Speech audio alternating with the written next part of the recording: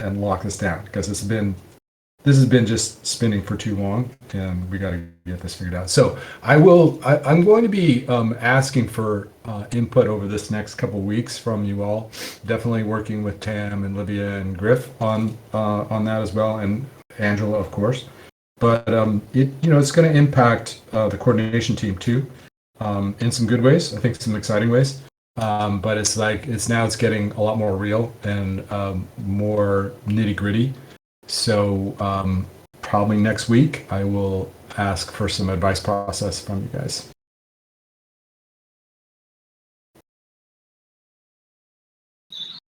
Cool. Anyone else has something? 5, 4, 3, 2, 1. Well, I have something very, very quick. This is mid-sprint. Remember to start thinking about the next one. So like, if you need help or something, you just send me a DM or whatever. That's it. Okay, let's move on to the next one. So the grants program, two main things here. First one is round one payouts to most grantees. There's just one left. Payout to most grantees was done on Friday, Thursday, something like that.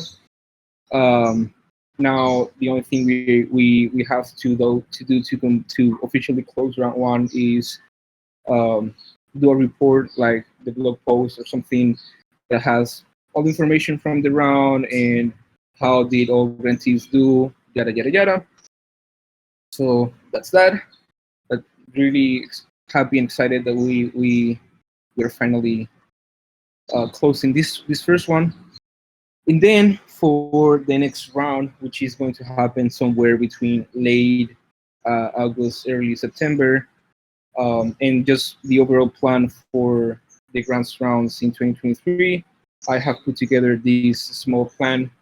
I'm going to go through this very, very quickly, but I'm hoping to get feedback mostly asynchronously to, I guess, have this outline, this plan approved, and just start working on it.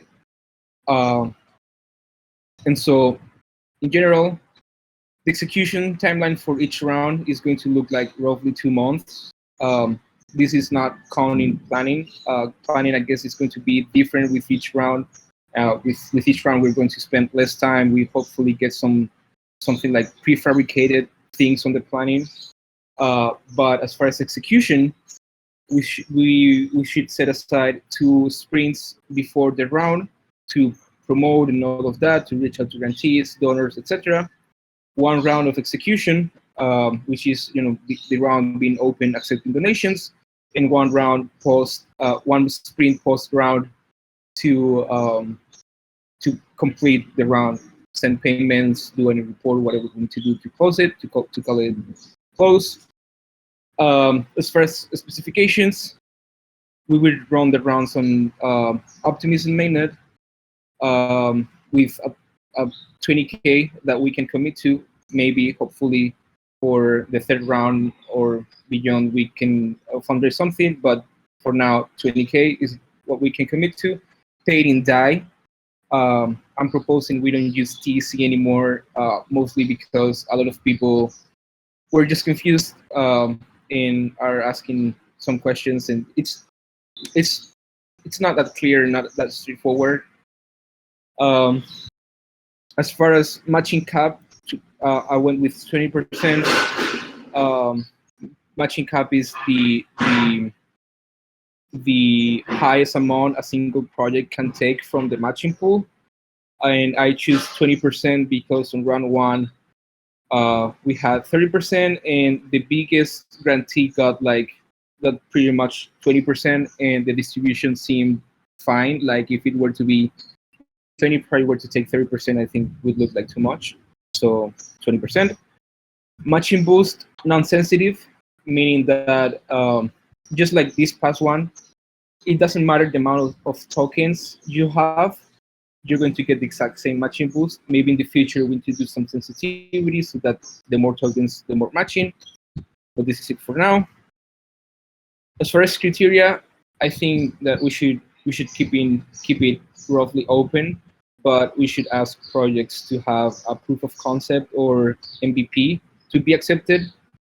Um, Mostly because a lot of projects on this first round went like they created the project just because we created the round, and judging by some of the channels we set up for them, they seem to be a bit dead.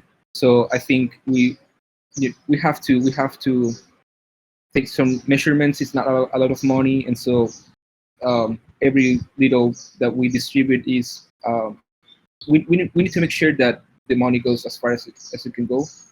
But of course, the background of the team is also taken into consideration. Um, so it's still an open conversation, but ideally, projects should have a proof of concept slash MVP.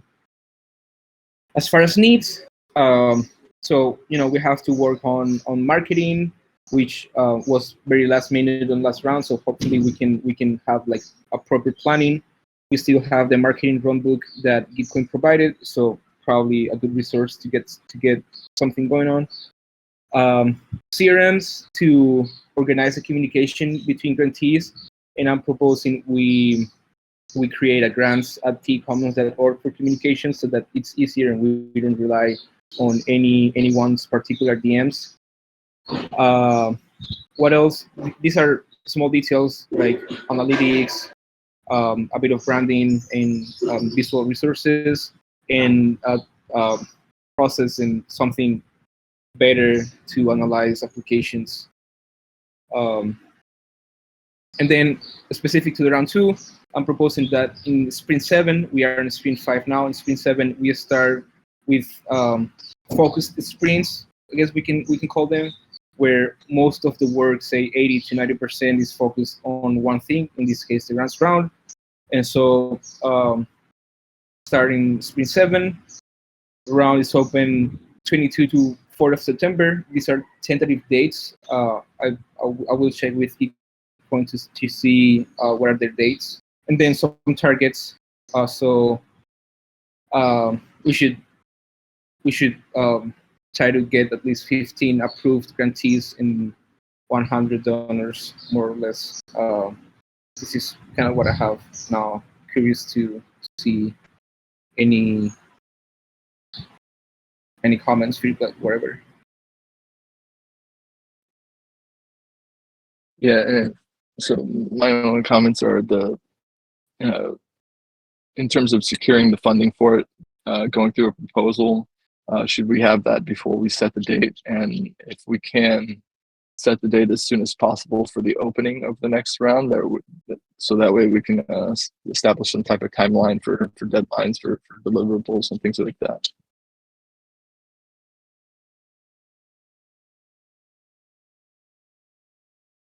Yeah, that's good. Tomorrow I'm going to tomorrow Geekon is going to have a chat with operators to define to chat about the next round. And so depending on what they say there, we should be able to put the proposal as soon as next week and roll with it. Isaac, can you explain or just give us an overview of the pushback that you got on TEC token payouts?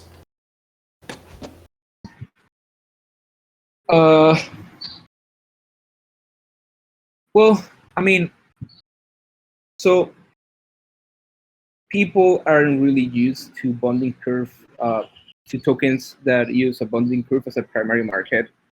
And so the first intuition of everyone is to go to Honeyswap and quote selling TEC,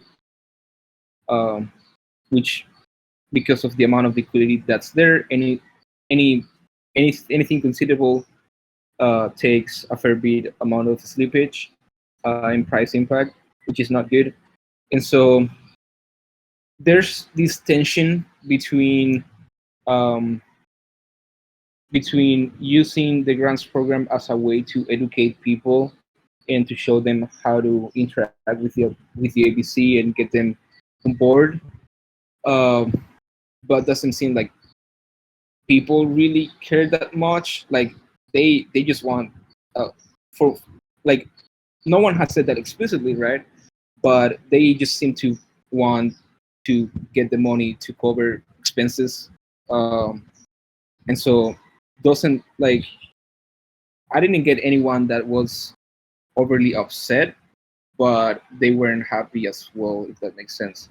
And then there's also the fact that we are taking a 12% tax uh, when they cash out on the bonding curve. So,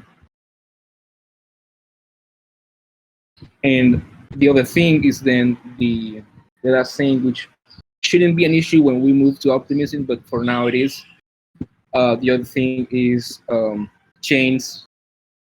People seem to be a bit confused on why different chains and all of that. So for the sake of simplicity,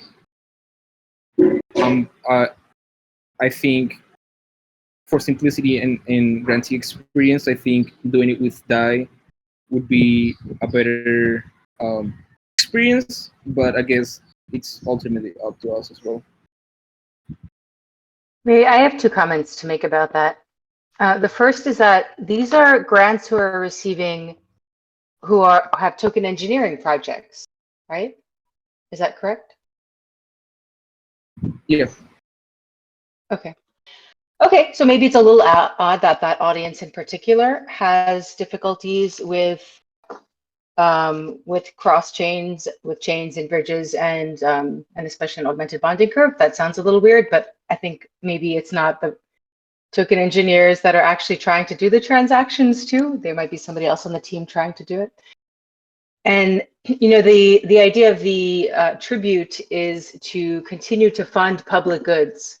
So I think it's important that rather than calling the tribute into the commons pool a tax, we describe it as what it's meant to be. It's meant to be sort of a way to continuously support public goods, especially token engineering public goods. So yeah, I'm raising the question because I wonder how much benefit we would lose if we just move to DAI exclusively to distribute grants. And I don't know that I have an answer to that. I'm wondering what benefits we would lose. So just to follow up quickly, I think it's not that they have difficulties doing so, but all the other grounds were paying out in DAI or Ethereum in the same network. So I just think it's like a clash of expectations. Like they were probably just hoping to get everything on the same wallet at the same time, same network. And then for the tribute, it's more so that the difference of price, because the price on the market usually follows the mint price, I think, and then when you go to the ABC to sell, which has a higher tribute when selling, you don't get what you were expecting to get. That's kind of it. I don't think those are huge issues, so I'm not like sold on using DAI, but they are definitely there. I don't know. I just want to say that I do agree with Tam that, you know, if we can get them to use the augmented bonding curve, that is the purpose of having this engine. But at the same time, we can't expect them to use the bonding curve and then offer, you know, have this kind of poorly funded secondary market available at the same time. And I think that's kind of one of the things that we should try to avoid. I mean, if we're going to have the bonding curve and that's the only way to get funds from it, then perhaps we should look into closing out the secondary market on HoneySwap.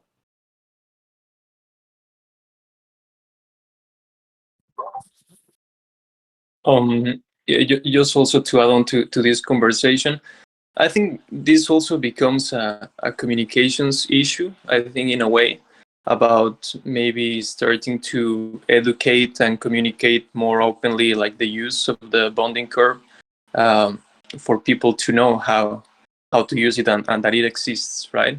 And that we recommend more using it than going to the secondary market. So I think a lot has to do with that, with communication and education in a way. And I think I'll just take the chance to also provide some other thoughts and ideas that I've been thinking a lot about, in regards more with the specs of the round, and the criteria, because I think this first round went great. I think we really did a great job. But I see this second round as a new opportunity to try out new things, different things, at least in my point of view, in order to improve more incrementally, in a way. I think trying out new things always helps. So having this in mind, I was thinking, like, I think something that we learned from the previous round is that the criteria probably was one of the weaker points that we had in terms of defining which projects could be eligible for the round, that would cover this idea of research, tooling, education in token engineering aspects. And I think we really had a hard time defining that. So what I was thinking is that, just throwing some ideas here, like, what would it look, or what would it happen if for this round we would try to narrow the criteria all the way to a point that maybe we don't have many projects applying to it, but that these projects can get more impact and get more meaningful resources for whatever they are doing. And I go back to this idea of, like the stakeholder study analysis group, the bonding curve research group. These are basically two groups that have emerged in the past, and that's them. They are just two groups, but they have become really, really strong initiatives in the ecosystem, I think. So if we were to try to focus more on these type of projects rather than trying to open it up for everyone that kind of like is able to prove that they are dealing with token engineering, and specifically, I think if we were to focus more on the education part of token engineering, and I say this trying to tie it down with the overall strategy of the TEC that we agreed on and that was voted on. That if we go back at it says that the TEC will be focusing on education during this first year, right? So I think that makes a perfect connection between that high-level strategy to our grants program strategy, right? So bringing that education, maybe even the research aspect of things, and trying to make it more evident and more meaningful to this round. That way, we could probably have less projects applying to it, but they would get more, right? They would have more funds, and in a way we would also try to solve this issue of saying, like 20K maybe is not much, is not a lot of money, but if there are less projects, they could maybe get more benefit from that, and in return we would have more impact in the token engineering field, right? So I would be focusing more on trying to come up with better quality than quantity on this regard, and I think taking a look at the criteria, that could give us a really good idea on how to do that. So yeah, I don't know if I explained myself well, but that was kind of like the idea.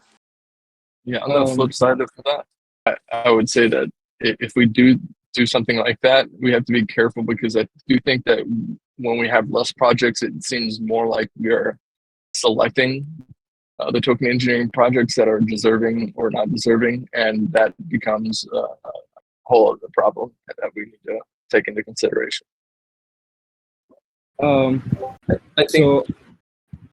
Sorry, just to answer really quick to Nate. Yes, you're right. I think that's why I think it's really, really important, defining these criteria, because this that you're mentioning, I think it's what happened to us last round, right? It was basically the three of us trying to decide who is eligible and who is not, and I don't think that's ideal situation that we should go through again, right? So that's again why trying to insist in defining these criteria very carefully. So, like if you cover the criteria as it is, then you're eligible, right? If you don't, then it's pretty easy to decide. And it's not up to us to decide, but it's up to the criteria. So a few things. I'm going to start with what you said first on using TEC tokens. So for instance, someone just asked now on general again. What we did was bypass the Gitcoin in some senses, because the interface of Gitcoin is not able to the way it's done. Well, give me 1 second. Let me just move.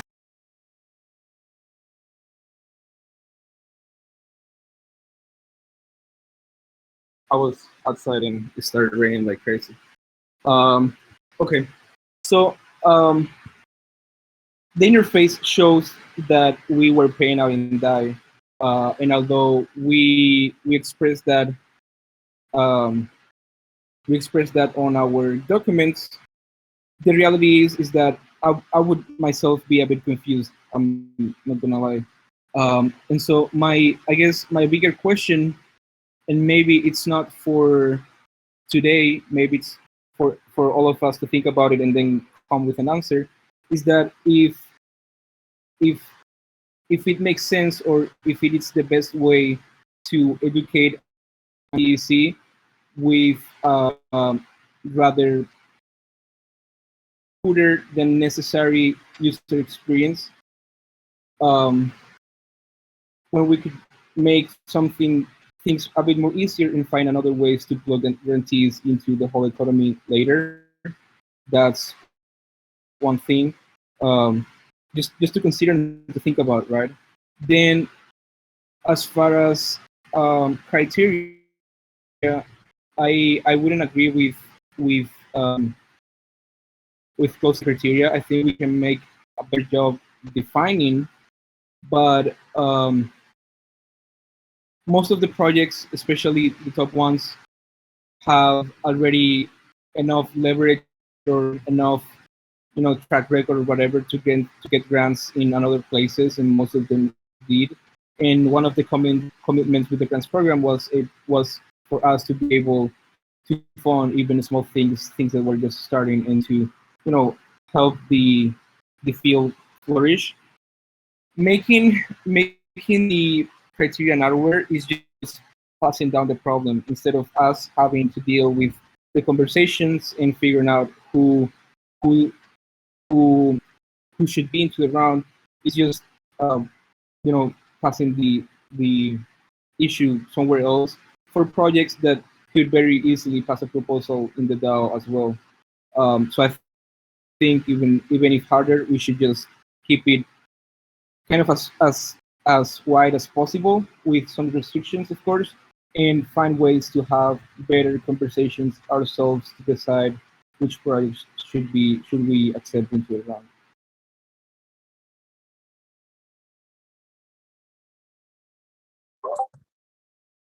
I mean, one of the issues that I have with that is that, I don't think we are talking engineers, right? Again, and I go back to the experience we had, the three of us. I didn't feel in the right place to deciding the best way of my possibility, deciding which projects should be approved or not, right? Because I don't think I have the experience, the background, the knowledge needed to be able to do that. So, I think I don't see it as a problem, like passing around a problem from us to the projects. I think it's just giving the criteria the relevance that it deserves in a way. And maybe this definition of the criteria, it's a work that involves more people than just us, right? Maybe involves talking more with actual talking engineers, to ask them, what should be the criteria, what should be the things that we should be asking projects to have. And I'm not suggesting that we should just make it close it just for big projects. On the total opposite, I think this idea of the TEC and this grants program becoming this some sort of incubator idea of projects, even if they are little. I think that's the path we should follow. I think that's really interesting. I think it could provide us with tons of opportunities into the future. But the only thing is that all of these projects and all of these initiatives, they need to be aligned with token engineering. And specifically, I would say to this strategy that it's in place, that starts with this idea of education, and then this ties again with the academy and the work they are doing. How could we bring closer together the academy to understand their students to this grants program? I think, for example, that would be another super interesting avenue that we could explore if we were to narrow a bit, the criteria and the focus of the overall program. I have an idea. So this idea depends on our ability to do follow-up with the stakeholder study participants. That may not be possible. We may want to protect access to those, not inundate them with stuff. But if we could email those guys, those folks, I think it would be really cool to collaboratively basically send out a polis survey to them, and just basically have like maybe 20, keep it so that they could take it in 10 minutes or less, and get their sentiments on what we should be prioritizing with our criteria, our grant making criteria. Because I think that would be it would be so cool, like to say that this was like the criteria was guided by this group of advisors. I mean, that would be just hot shit. But also, I think I would trust that collective input way better than us sitting around coming up with these ideas. And I guess the other thing I would suggest is, I think it's nice. We should have some vision for this thing, which is like, to me, the vision that's really exciting is incubator, token engineering incubator. So incubators basically start with like the really small and allow them to grow. And I do think that there's some opportunities for us longer term to kind of like be the seed, the place where these projects get started. And a lot of them will die for sure, but finding ways to support them with comms and maybe even fundraising down the road would be pretty exciting. So if that idea of the polis thing, just going back to that, if that idea was of interest, that's something that I'd be happy to take a lead in pulling together the polis. Or maybe Bear, the two of us could do it. But like what we would need is everybody here to kind of weigh in with like some of the factors that we want to have be assessed. So, possibility.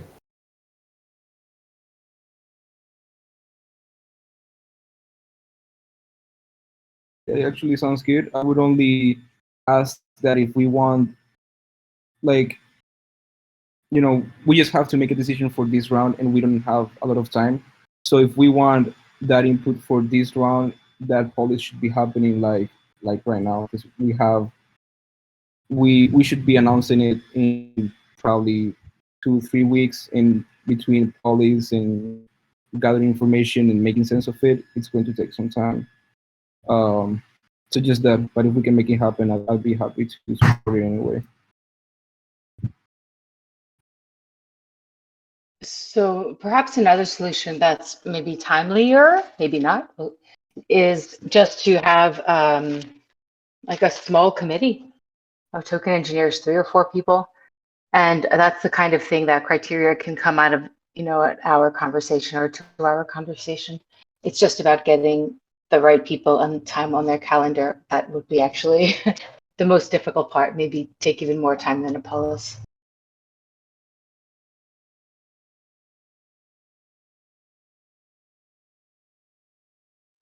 So maybe what we could do is for this round, I mean, so see this as an evolutionary process, right?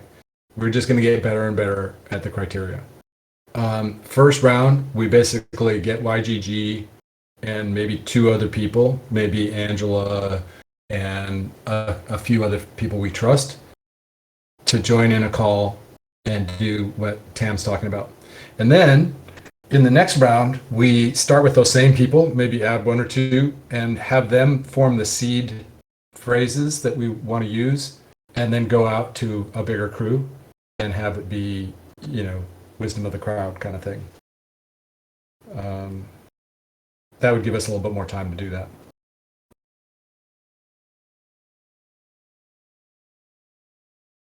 And one thing Sounds I good. wonder, I have, if, go ahead, NT. no, sorry, you go ahead. Oh, yeah, just sort of in conclusion of that, I wanted to go back to the idea of the TEC token.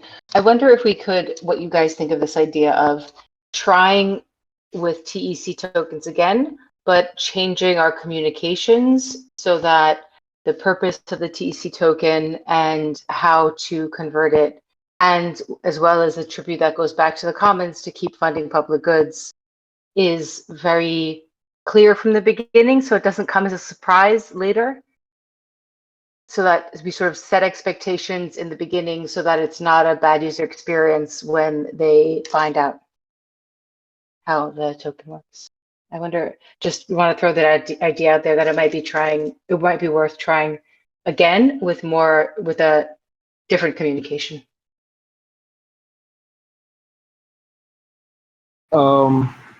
Yeah, I mean, I'm not opposed to using TC token. The only thing I would probably ask if we do so is that we up the budget to include the 12% tribute, because I think it's a bit unfair to communicate 20K, but then have everyone get less. And at the end of the day, 20K is going out of the common pool and back again. So I don't know. Like, if I'm just trying to put myself in the shoes of grantees, I wouldn't feel that great of open that takes 12% of advertised matching pool size.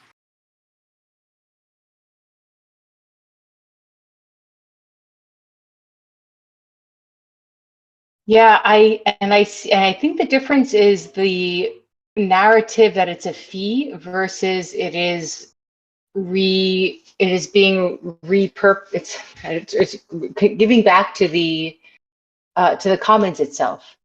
But I think that's it's a tricky narrative to craft. But I think that there's something we can do. Maybe changing, maybe increasing the total number with a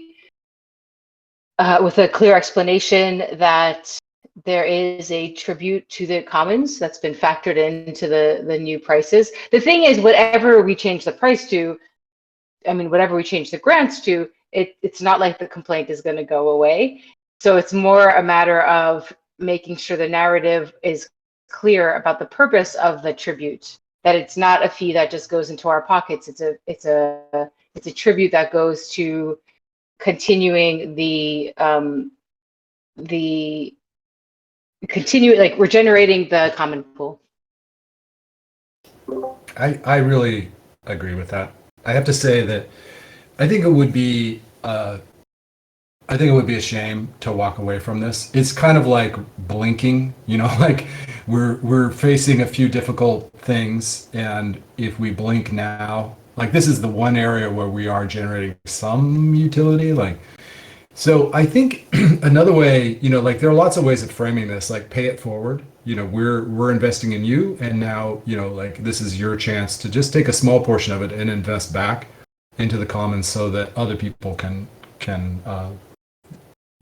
get access to these kinds of funds in the future. And I think the other thing about it, and the reason for keeping it on the bonding curve is, these groups that we're funding, they are starting to become kind of like the basis for, or they could become the new basis for community for the TEC part. So we would have the academies part, which is all the students and stuff, and then we would have these projects that are seeking funding. And I think there's a path here, right? And so part of that path is like, hey, you got to learn how to use the bonding curve, and hey, you're part of this whole thing, and you're going to be contributing, and like turn it from a negative into a positive, like you're part of this commons. I think we could do that. I agree. And also, it's an interesting model. Some of these projects would be interested in using themselves, possibly, potentially. I'm speculating there.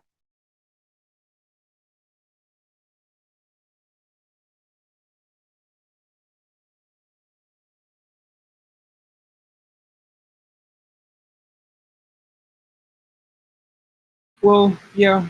I'd be interested. Well, seems like overall the sentiment is keeping TC.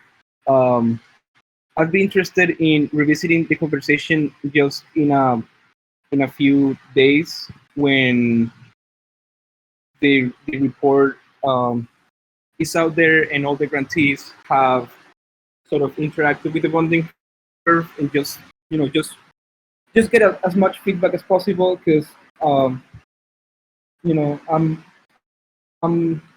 very much with the belief that whatever we do for the grants program, for me, grantee experience comes first. So we just have to be careful with that, and if we can make it work with the TC token, that's fine.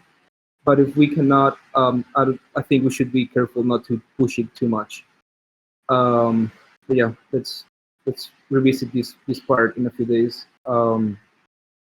We have a little bit over 10 minutes left. Maybe it makes sense to jump over the events unless someone has something really important to say about the grants program to close the topic.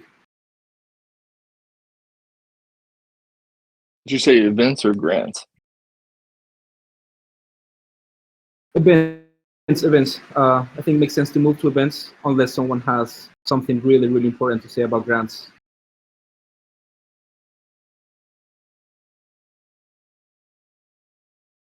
Okay, I'll go ahead and start with the event. Yeah. So we had some developments in the last couple days. It's been a long couple mornings, last 2 mornings. First Monday, we did the AMA, 2 sessions of the AMA for the TE Bar Camp. First one went pretty well. We had a couple speakers that were speaker registrants for the TE Bar Camp come on and share. Lisa's being one of them. And the second AMA that we did, we had Sherman and Nate, and both of them had the same concerns that we had with the format of the bar camp. And that is, Sherman was traveling specifically to come to Paris for the bar camp itself and to present her topic. And the format of the bar camp does not guarantee any slots for those speakers. And so we had to revisit that notion, and Angela changed her mind on the kind of structure and format of the day of, where we have the voting to allow speakers. So now we're going to have speakers that are guaranteed spots. So it's less on the communication side in terms of like promoting their videos and their topics that they're hoping to speak on. And we're just going to have a simple approval process for the speakers and have a set agenda as well as a day of activities that are going to be established instead. And so that was kind of the biggest obstacle that we've had. So it's a big change from what we've done before. But we are still going through the process of having these registrations for the potential speakers. And it's going to be a little bit more rigorous now. Everybody has submitted some videos, and Joseph, I have to thank you. You've done a really great job on the video editing for these videos. They will be going up tomorrow. Joseph and I will probably have a meeting here in a couple hours on finishing up that first batch. And then once that goes out, we'll help promote that through our Twitter as well as the TEH Twitter. Right now, there are currently almost 300 registered attendees. So this thing has really grown to insane size, and we're not even halfway there yet. We still having people signing up every day. So they're looking at getting an additional stage as well. And so these are kind of the ongoing developments that we're having. I think it's the intent to register for the attendance of the bar camp has been way beyond what we originally imagined. We had set a limit at 150, and we've doubled that, and we're still got a couple weeks out. And so, yeah, I think it's all good news, but we're just trying to adapt to it. In terms of the TECs playing in that right now, we are just simply focusing on helping Caitlin with comms and doing this video editing and making sure that we have all the right information and reaching out to those speakers. If there are more places where we can be input into this process, I told Angela to let me know, and we could create some tasks around that as well. And speaking of, I still need to create some tasks in our Notion for Joseph to own, so that we can keep track of what's been going on. So if anybody has any comments or questions about it, please let me know.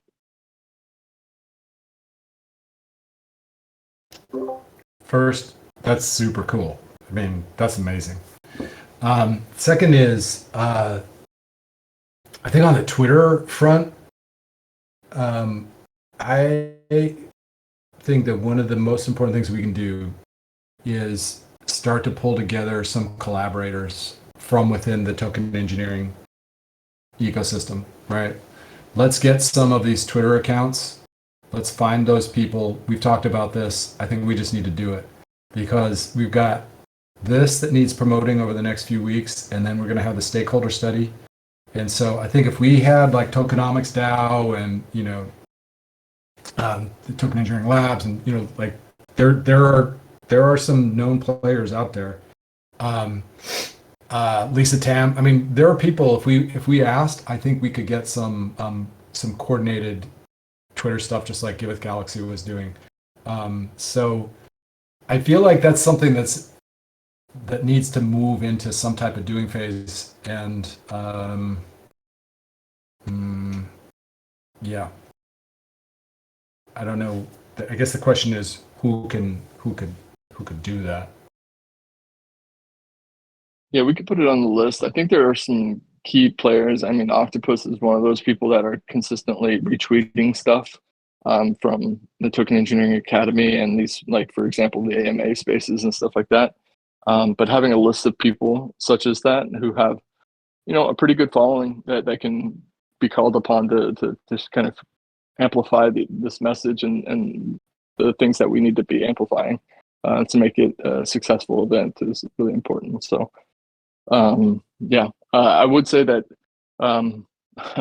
we are removing any type of messaging regarding voting for the TE Bar Camp until further notice. And so I just want to put that out there as well.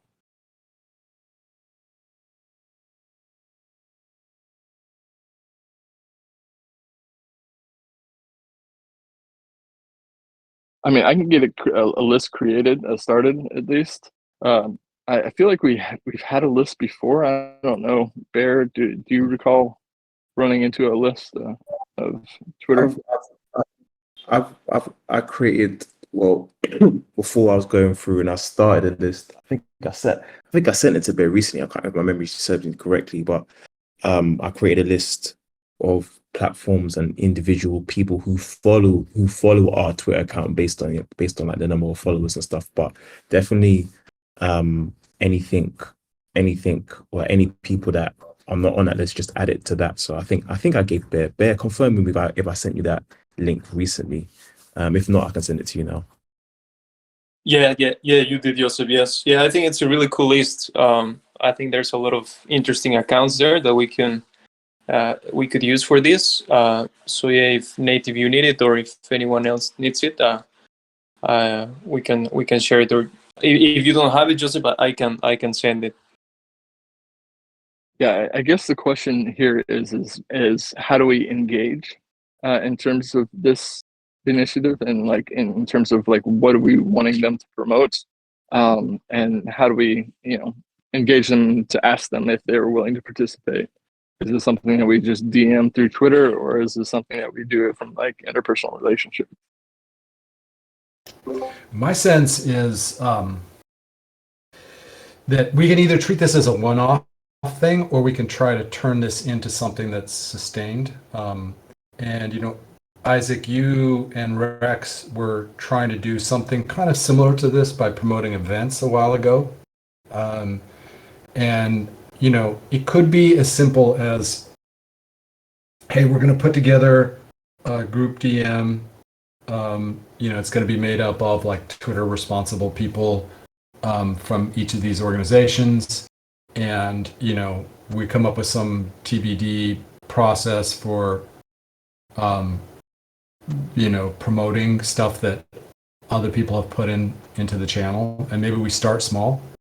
So that's one option. The other option is we just treat it as a one-off and we say, hey, we need your help. But I think that we have to be able to drop some notes to people. And the question is just, what is the note? Is it like, hey, we want your help with these two things, the study and the ECC?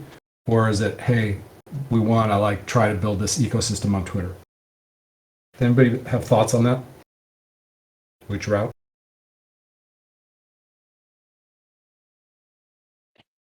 I think the latter.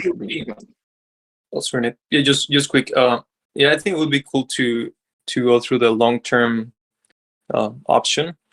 I think that's something we clearly need, and we'll probably clear more in the future. So, if possible, I think I go that way.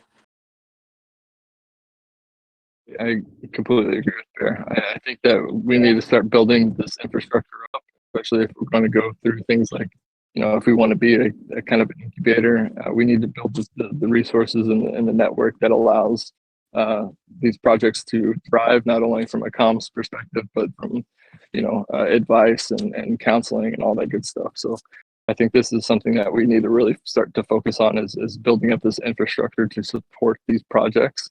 And whatever way we can chip away at that, I think is a good start. And I just want to add to Nate's point with regards to the outreach. I think that it should be done through any official account that we have, because that way it's easier to keep track of who we've reached out to and what's been said.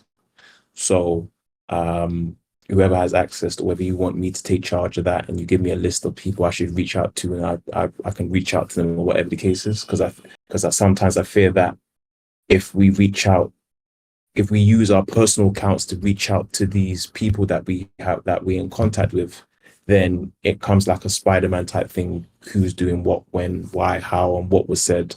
And it's hard to kind of keep track of that type of information, which can be important with regards to, strategizing, planning, or even just taking notes about what's being said and when and what, stuff like that.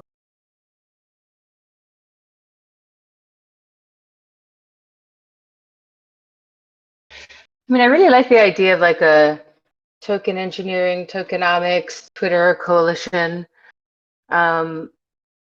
especially like all of, so maybe something like all of the comm leads have a Discord DM group where they're sharing information. I mean, it could be something as informal as that to start with, before it becomes more formal, but I think that's a really great idea. So one way to just get this done would be we just come up with a message, and I like Joseph's idea of using our DM on Twitter as a way to do outreach, and just say, hey, we're thinking about doing this. This is, what's precipitating this is we've got this cool stakeholder study. ECC is on fire. This is the time for, there's I can even put together like an initial draft of that. And then we send that out to people and we say, if you're interested, let us know. Actually, maybe what we could do is have two versions of this message. One is just like, hey, we're going to need your help. It's really exciting. We need your help promoting these two things that are really exciting. That's version one. And version two of the message is for the people we want to establish a deeper relationship with. We have that first message, and the second message is, and by the way, we're thinking about doing this collaborative DM on Discord, and are you interested? So we could just do that. We could just basically identify who we want and go after it.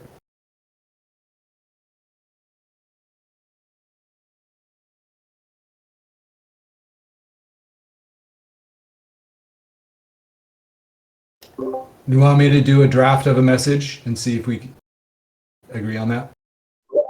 Yeah, Gideon, if you do a draft and then I can probably like, elaborate on it, and then if you want me to, stuff like that, and then we can kind of take it from there.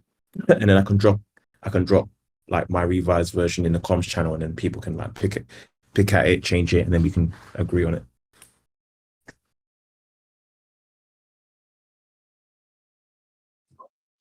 Another, I guess, quick question in regards with this is like, how would we be deciding which accounts to reach out to?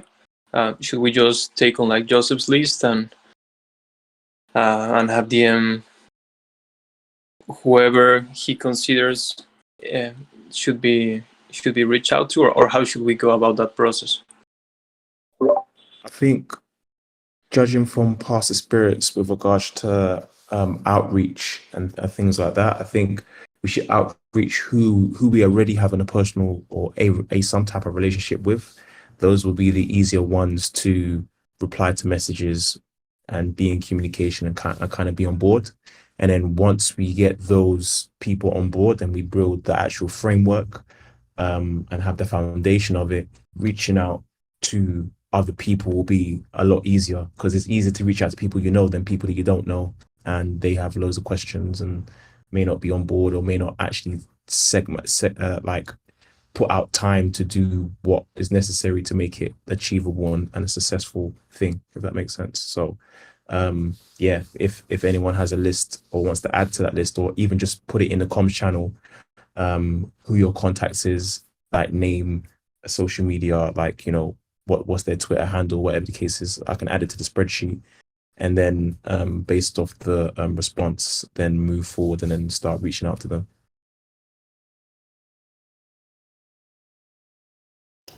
So we're over time, but the other thing we have to figure out is what's the ongoing hit of managing that DM channel, and like what kind of stuff do we actually retweet and all that kind of stuff.